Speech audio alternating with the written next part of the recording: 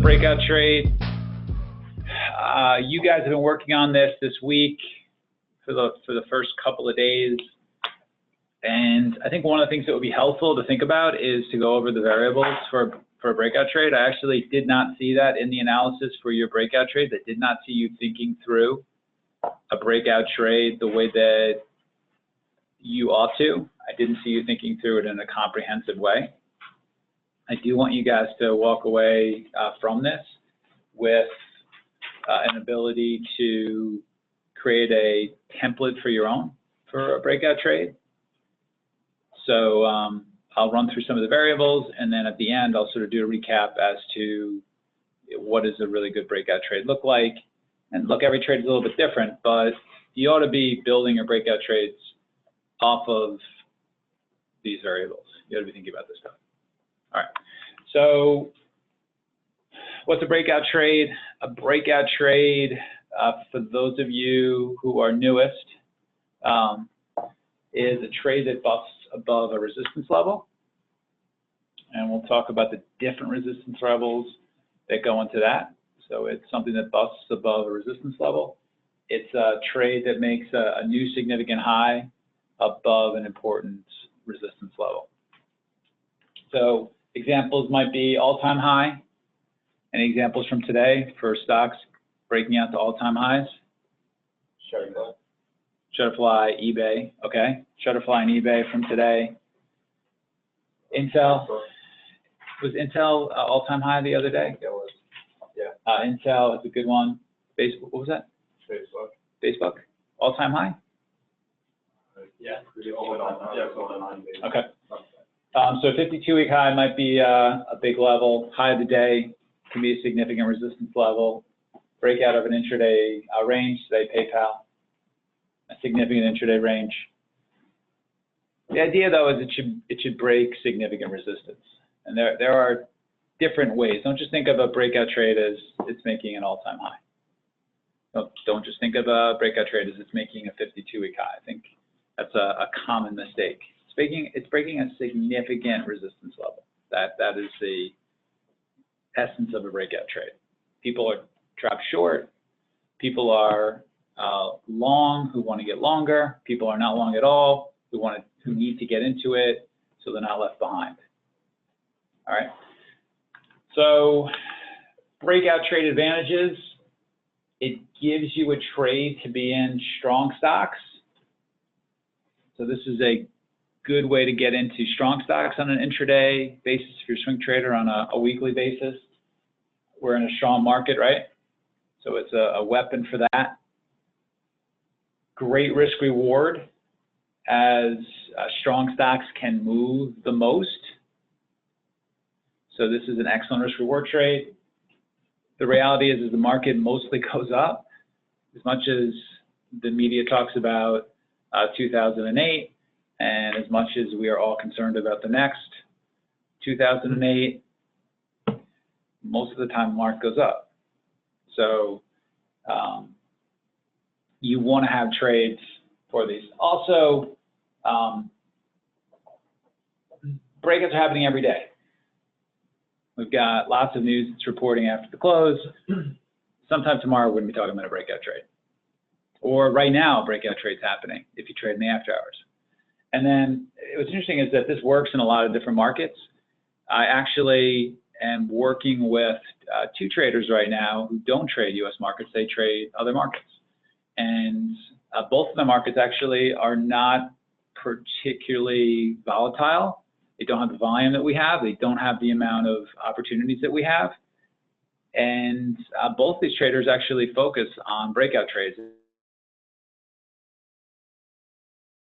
because I've been spending a lot of time talking about breakout trades with these guys, and it's like super important for them to get their breakout trades right, because they just don't have the margin of error that we do. A, they've got to be super selective about the breakout trades they get in. There's just not that many of them. And B, they don't move as much. Our breakout trades move 5–10%. You know, their breakout trades move in cents. So in sort of going through that, I thought And then the other thing is the market's strong, and we'll probably need to make a little bit more money on these trades. So, all right, variables for a breakout trade. So the first thing I think about with a breakout trade is the distance that it travels when it breaks out. Okay, so how much is it moving away from price? We say that a lot. How strong is the move?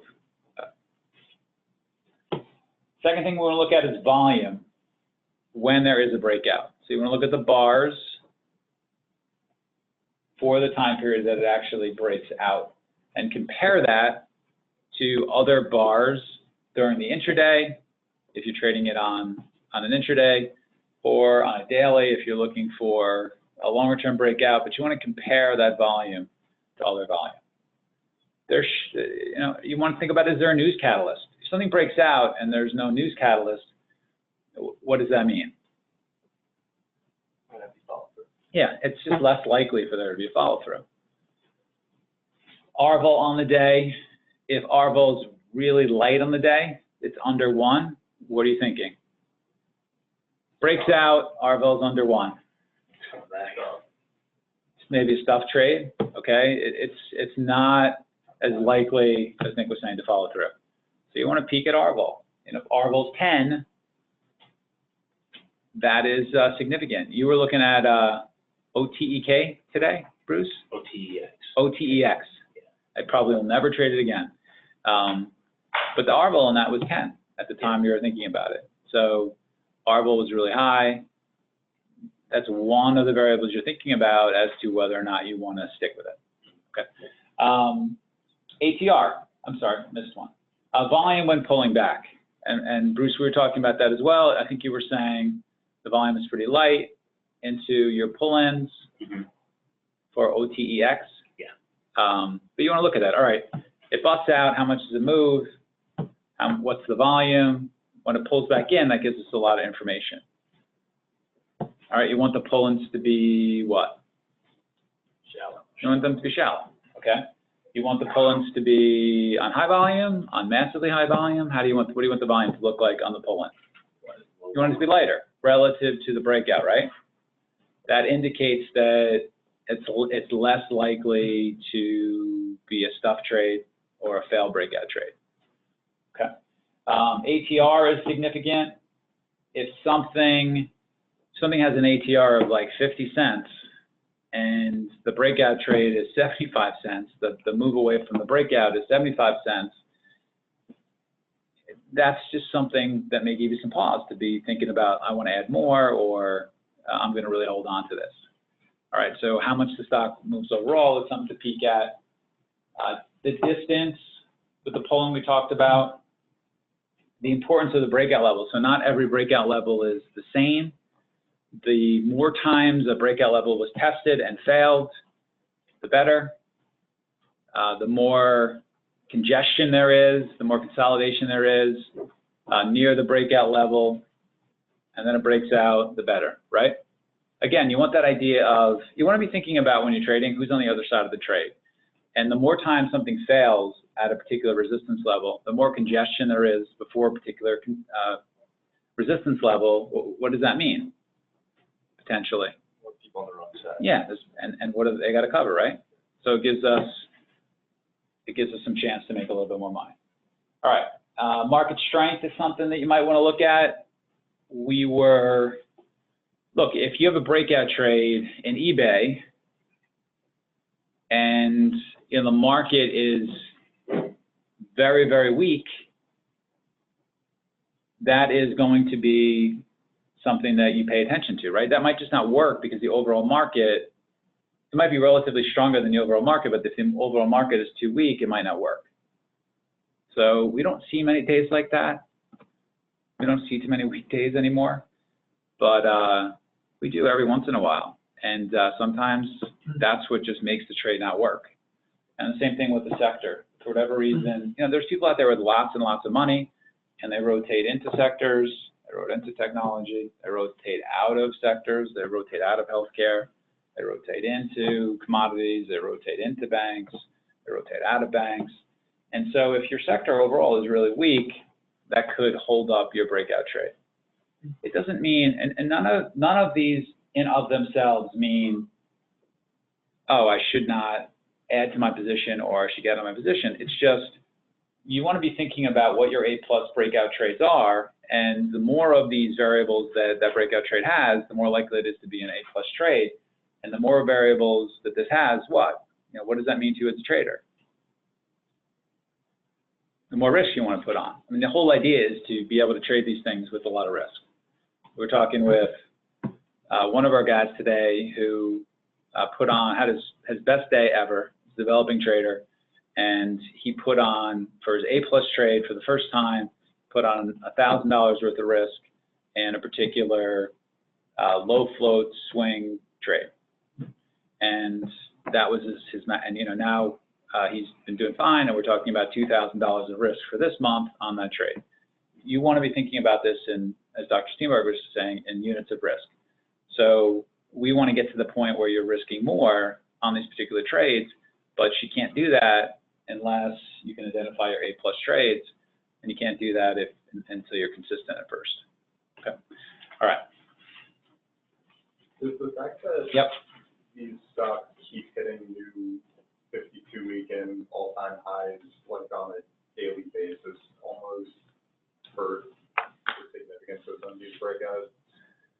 I think you, so I think you want to pay more attention to the volume for these particular breakouts. I think you want to pay more particular attention to whether or not there is a news catalyst for this. I think you want to watch,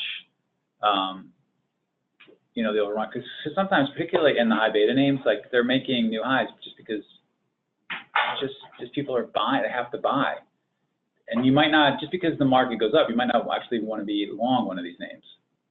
You might not want to be long in Netflix on a day where it's just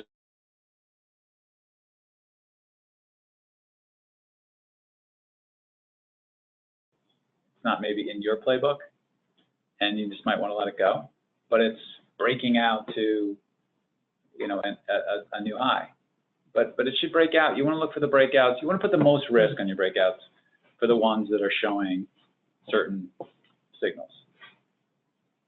There's independent order flow, much stronger than the overall market. There are people that really want to put on risk to the long side on these trades. Those are the things you're looking for, so that there's follow through. So, all right. And can we bring up charts just quickly? So, and I think, again, sometimes people think of breakouts as only things that are breaking out on their daily charts. But we had a pretty good breakout today in that PayPal that was even down a lot. It was in a range, and there was a significant resistance level. And it finally got above that resistance level, and it went up a lot. And that's an example of like an intraday range breakout. So how many people traded this today? I didn't even trade it. Maybe explain this more, buying on a level of support. You could. I think that's fine. I think and look, that's a different trade. And I think that was a perfectly reasonable trade. I actually think I was talking with Eli about this, that I actually got short against the 40, where's the 43-cent level?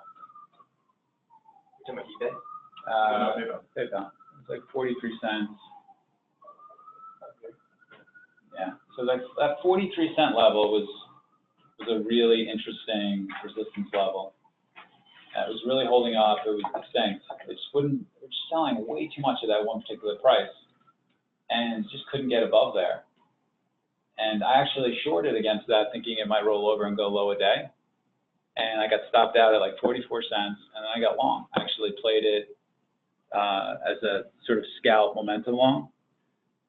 There was another trade he totally could have made, and I was actually saying to Eli that I'm short here, and I think I'm fine being short, but there's definitely a long here as well that would be a particularly good trade as well.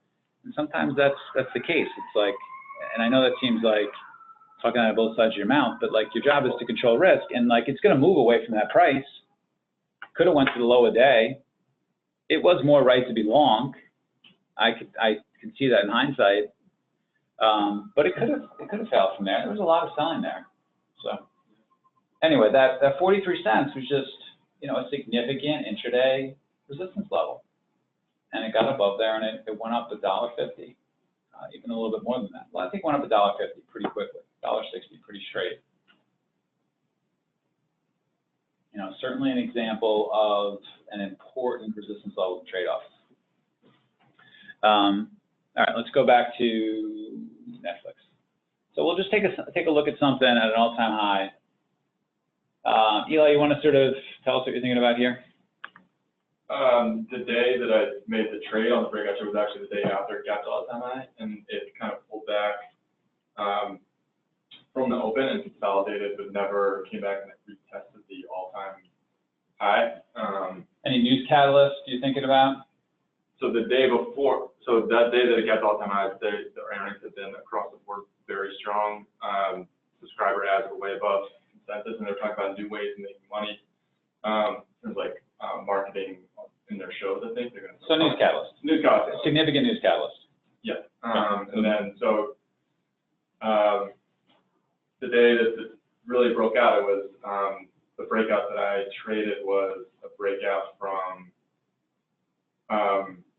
I saw a breakout from the level of resistance from the prior day, and then waited for a pullback to VWAP, and then traded it from there, and then also traded the breakout from the high of the previous high of day after it consolidated near VWAP. So it's like kind of like multiple breakouts. Okay. So I think this is a good example here. First highlighted circle on the left. What do you guys think about that volume? It's a lot. Elevated, right? What do you think about the actual up move? Steep, right? That's a good move away from price. So you got a good push away from price. You've got good volume. What do you think about the pull-in? What do you notice about the volume when it pulls in? It's declining. It's decreasing. All right, so that's good. You know, would you call that? What would you call that pull-in? Would you call it shallow? Would you call it harsh? Reasonable, right? I would call it shallow. Yeah, just on that. But it's not that. It's moderate. Call moderate? Yeah, moderate. It's not bad. So if it was really shallow, that's information. If it pulled in more, then that's what to look at. Holding above VWAP, which is great. Good consolidation, which is great. Good opportunity to trade this against VWAP. Good opportunity to trade this with the consolidation level right there from, can you just highlight that? That second oval, I guess the second oval, yeah, right there. Yep, and then you get a nice continuation move to the upside with your breakout trade. So,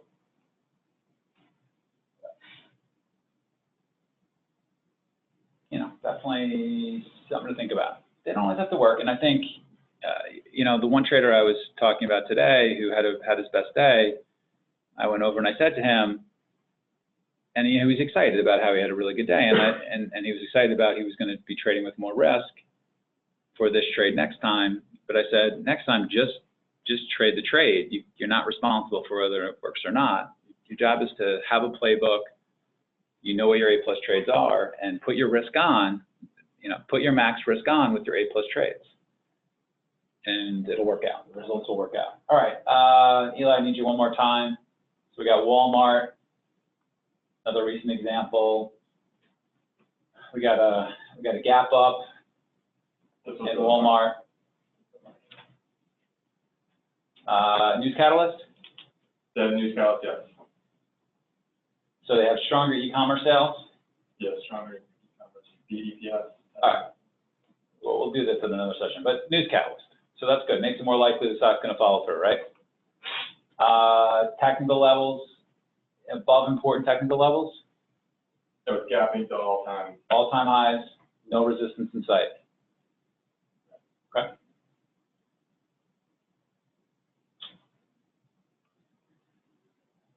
So what did you do here? I bought it, the pre-market levels this was very clean in the pre-market. Okay. And so it's making higher highs, and then parts that are baking, saw they move higher, so on the open. Basically just bought it on the open, for an opening drive. And then, because there had been a consolidation right into the open, so it seemed like it was a decent level to trade again. Okay. And then traded it again, in the mid-morning and during a consolidation that it sort of broke out. Again, the consolidations in Walmart were much shallower than in Netflix. Traded much cleaner, just moved outside. I think it's like day one, maybe. So. Yep.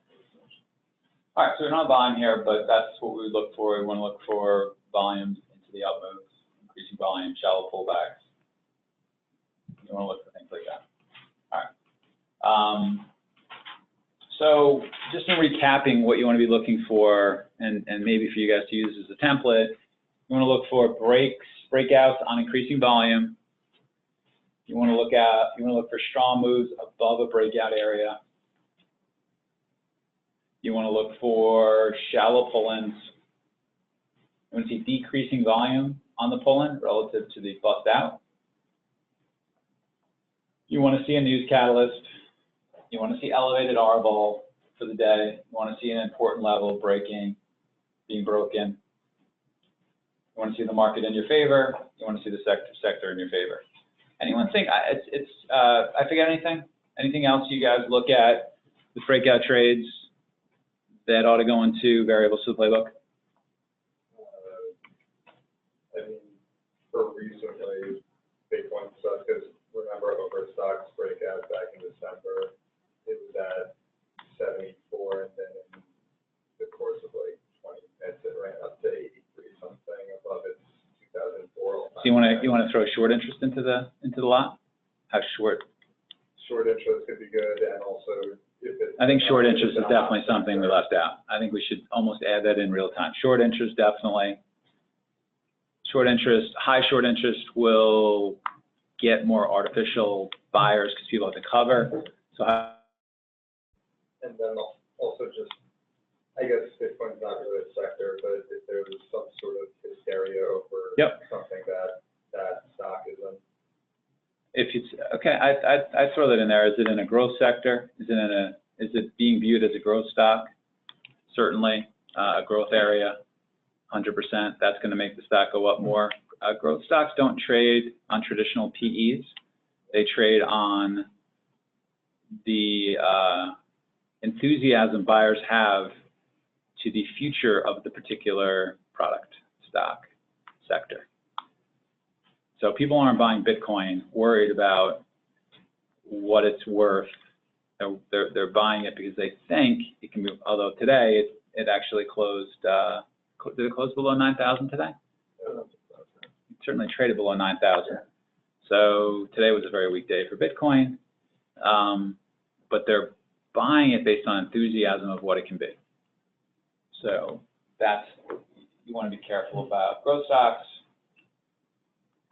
go up more, 100%. All right. Can you bring up anyone else? Oh, one more thing I want to say about this, which is when you guys do your playbook trades, so you see this slide right here, like a recap of the breakout trade. You want to be thinking about certain types of trades. You want to be thinking about having variables that turn your trade into a really good trade. So you know if you're making a breakout trade and you are creating a playbook trade, you should have a slide like variables for optimal breakout trade. You should put that in there. Variables for optimal changing fundamentals trade. Gaps up 3%, news catalyst, pre-market elevated volume.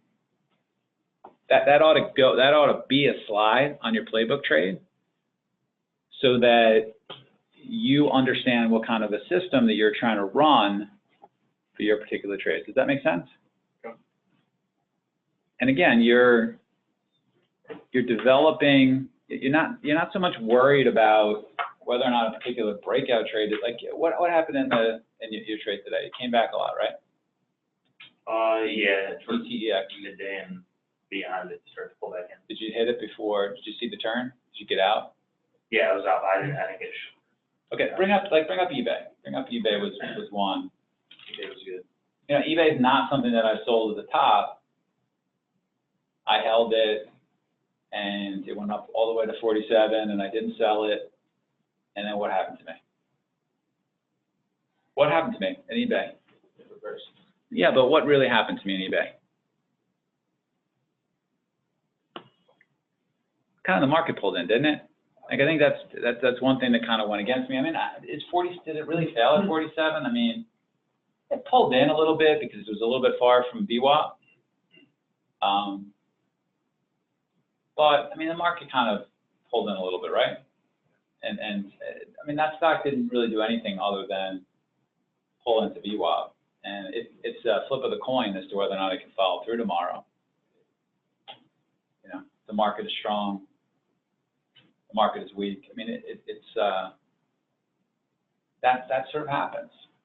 And that's why we think about how strong or weak the market is overall as one of those factors. So, you know, that's an example right there of, you know, when you're thinking about your exit rules for these breakout trades, you can use those variables that we talked about before to develop rules for you to get out. And so you might decide as a rule, hey, if the market starts to turn over and I'm in something, then I may want to make a trade decision. If the market changes intraday materially, I may want to make a trade decision, and I may want to develop those as rules. And having rules like that is really important because when you become a big trader, there's lots of money on the line. And believe it or not, you know, we're continually saying to Shark things like, he's been trading for a long time. Why don't you think about developing a rule based around this? Why don't you think, we're still doing it. Why don't you think about developing a rule based around that? And he's thinking about that. So it makes it more, you know, when you get to the point where you're trading as big as him, you're trading depending on the stock or the product, 30, 50,000 shares at a time. You don't want to be sitting there in eBay when the stock's pulling in towards 46, being like, what should I do? There's too much money on the line for you to be that cavalier about it. If you're a really big trader, just leaving it all up to feel is not a good idea. Feel has its place, but rules really help you be a bigger trader. Okay. Nick, I'll take this from here, and you guys go hang out, and I'll answer some questions. Thank you, sir. Thanks, everyone. Thank you. All right. Question from how to determine when to take your profits on a chart like eBay or Shutterfly, which made a new, what's that? Okay, for an all-time high. So, and I kind of just alluded to this, which is you want to think about exit rules. I find that lots of traders think a lot about entry rules, but they don't think enough about exit rules.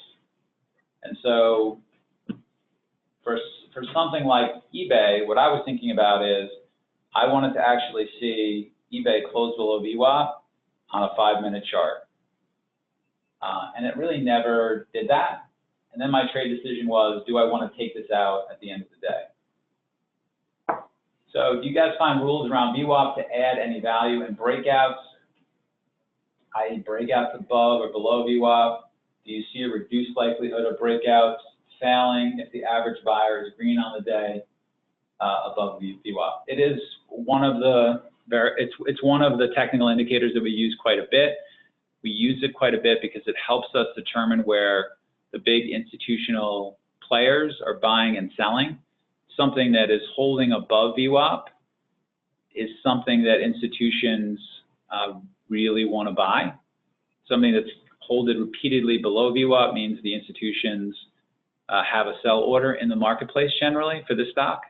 And so if something is repeatedly holding above VWAP and is in a breakout pattern, that's another technical indicator in our favor, a good one, to tell us that it's more likely for there to be follow through. All right, going up. Do you think it's acceptable to build a breakout trade playbook without a news catalyst based on the daily chart in the market? Yes, I do. Again, those variables are things for you to consider. I would say if there wasn't a news catalyst, I would want to make sure that that technical level that it's breaking out from was very significant. I would want to see that the breakout was on volume that was impressive. But if you're giving me something that doesn't have a news catalyst and is breaking above some ordinary level, and I'm not seeing the volume coming in to the breakout, and I bought it, I'm probably going to sell it. And if I'm thinking about buying it, I'm probably not going to buy it.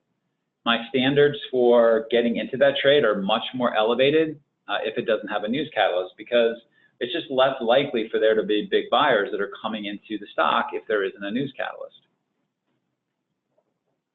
All right, what about the volume? Is 40 to 50% higher than average the past 50 sessions? So R-vol, Craig, is something we really look at. When R-vol is elevated, that makes me more likely to want to be in a breakout trade. All right, if you guys enter with small size when it breaks out and wait for a pullback for full size, there are different ways to trade pullback. There are different ways to trade breakout trades. I'm not going to give you a definitive answer. Those are great questions for you to be thinking about for your trading system. I can tell you there's some times where I'm going to buy a lot. If there's a really big technical level and the stock is consolidating right under that really important technical level and then breaks above that important technical level, I'm going to be pretty big.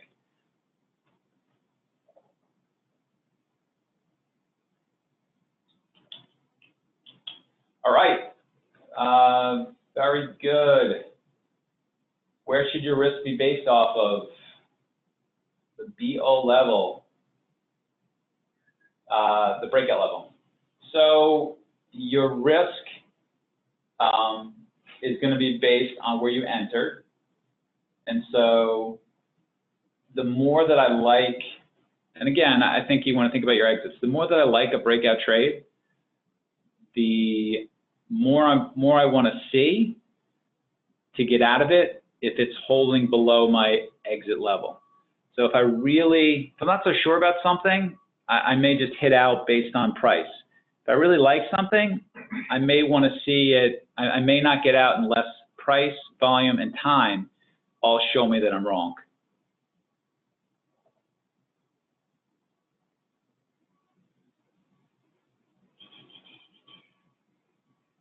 All right, maximum risk for each trader based on the specific percentage of total account. Yeah, so, yep, I think you always want to think about units of risk. So for each trade that you make, you want to be thinking about, as an intraday trader, how much of your intraday stop you want to risk. So let's say that we want to risk 10 units for an intraday trade. And let's say we see one of our A+ setups. Generally, we're going to risk 3 units of our entire day's risk. If you're a swing trader and you think more in weekly risk, or you think in a percentage risk of your portfolio, and in this case, you might be thinking about 2% of your entire portfolio. I think that's a good way to be thinking about swing trades. You're going to be wrong in trades. That's part of trading. You need to develop your system so that it can handle being wrong, and over time, you don't get too freaked out about that. So, all right. You're welcome. All right, based on daily charts, how would you take a breakout trade if it happened in the early market hours and the volume is still low? I'm not going to be as big. I'm really going to be looking for whether or not I'm going to be watching that pull in. I'm going to be looking for more time. Essentially, I'm going to make the stock show me with different variables that it's worth me buying it. So I'm going to watch the pull in. I want it to be more shallow. I'm going to look for a tight wedge pattern. I'm going to be looking for it to be holding above VWAP. I'm going to be expecting more out of the stock. Something just breaks out and the volume's light and there's no news catalyst. That's not as good of an A+ setup, and I can't give it as much risk. I just can't. And that's why I was talking about what are your A+ setups. You're going to make most of your money being in your A+ breakout trades. And I put up a template for you to think about in terms of an A+ breakout trade. Again, you're going to make most of your money on your A+ setups. The best thing is to make sure you're at max risk in those A+ setups. Before that, obviously, the stages are be consistent with your breakout trades, show that you can actually trade them with profitability, and then size up in your A+ setups. All right, I am going to hand this over to Merritt, and he has a couple of interesting things to talk to you guys about. Appreciate it. We'll see you guys online soon. Merritt, all yours. Thanks, Philip. Guys, we are in deep. We're doing dozens of these kind of annual reviews. How did your 2017 go? I hope that you have looked at your 2017 results, your performance, that you're setting goals for 18. I know that it's February 1st. You're a little late on it, but it's not too late.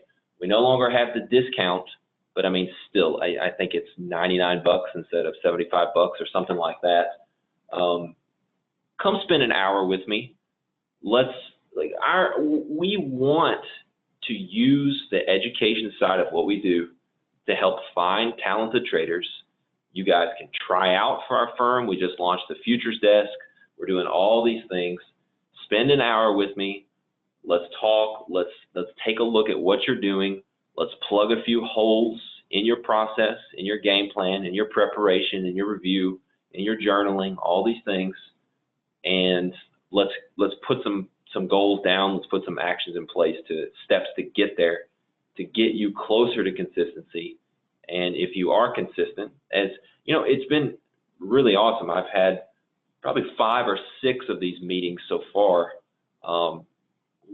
with some of you out there that are, you know, making north of 250 plus a year and have been consistent and are looking to take it to the next level.